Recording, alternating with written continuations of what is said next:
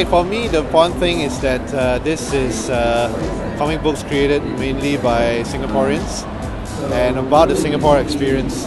So I think that's something that we've very lacked in the last couple of decades.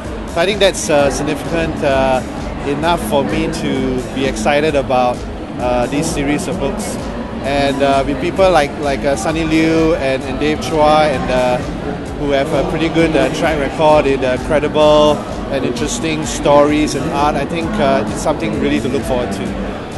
The quality of his work, it really speaks for itself. So for this particular book, The Art of Charlie Chan, you can see that a lot of thought has gone into it. It feels, part historical document, part interview, part documentary, and yet, and Charlie Chan is very much the focus of it, but Sunny's voice is still there in terms of like his artwork and all that.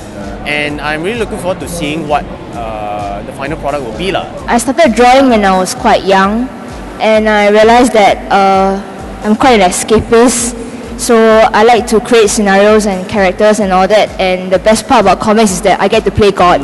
We all think that there are enough stories in Singapore. There's a lot of stories to be told, and I think we should come out and tell the stories not just to Singaporeans, but also to the world. Good point. I think in the past, a lot of us were working on books that were either published overseas or published locally, so we didn't think too much about the audience in that sense. But I think in this case, like you mentioned earlier, Epigram Book is publishing local comics for the first time. And we've been waiting a long time, I think all of us, for a publisher to actually take the risk to try to publish local content.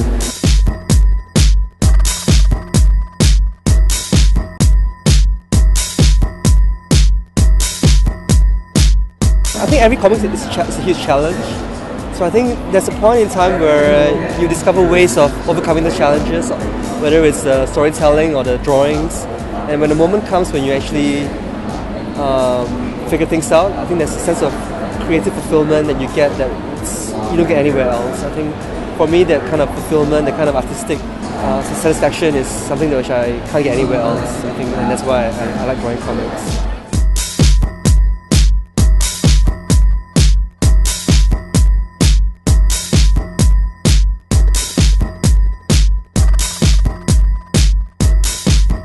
Firstly, I'm doing what I really like doing, so this is a good start.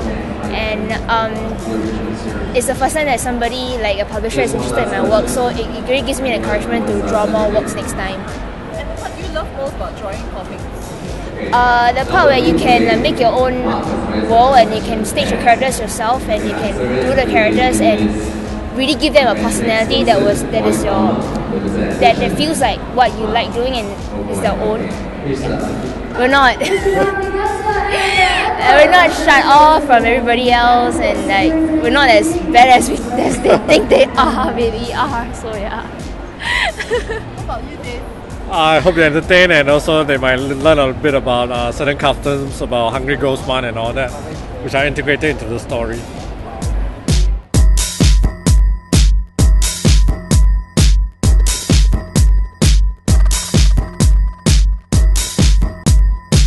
I think it's the common interest in doing the stories that we are very familiar with. Yeah. Why did the comic choose to work together?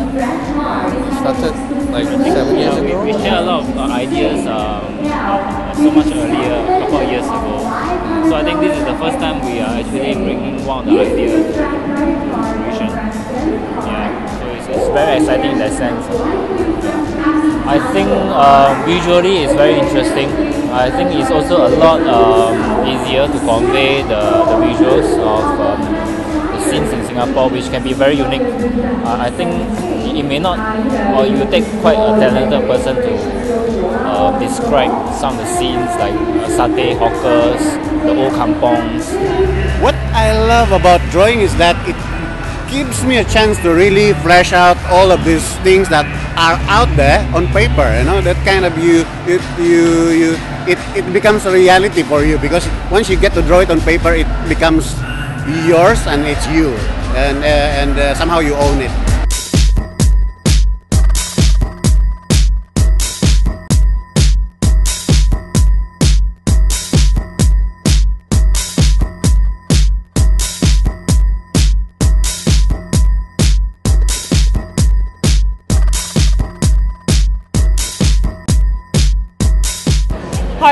Winnie Emily. I'm a writer and a filmmaker. I'm American, but I'm here in Singapore today because I'm attending the Singapore Toy Game and Comic Convention, and I've just sat in the Epigram Books panel featuring local Singaporean comic book writers. It's been really interesting. I'm a writer myself, and I contributed to Sushi and Tapas, which is a book that Epigram recently published, and we did a book launch a few days ago here. But I'm really excited to be here in Singapore, and particularly at this convention. From what you've seen so far, like you've only been here a few days, right? And have you ever seen like Singaporean comics in the US or other parts of the world? Actually, no. I mean, I'm obviously from the United States, and you don't tend to see Singaporean comics. I think as somebody from the West, you often associate Japan as the place, obviously, for manga and as a source of comics. So we're not. People from the West probably aren't aware that individual Asian countries have their own culture of comic books. But I mean, just coming to this convention, it's great to see that there's such a wealth of writers and artists that are creating really interesting comic books for Singapore, and also telling local Singaporean stories. So I mean, in particular, I'm quite interested in this one, 10 Sticks and One Rice, only because the artist explained how his interest is in sort of the hawker food culture, which is such a dominant part of Singapore, and he wanted to tell a story about that particular industry and that particular culture, which is something that so many Singaporeans can relate to. And I think that's quite interesting, like using a very local cultural aspect and creating a story out of that. I mean, I'm a writer, I don't do graphic novels, but I'm always very interested in the local folklore and the specifics of a particular culture. So I think being able to find a really modern art form like comics adds, a very specific kind of story, like something from a local culture, local Singaporean culture, like the hawker food stalls. This is quite interesting.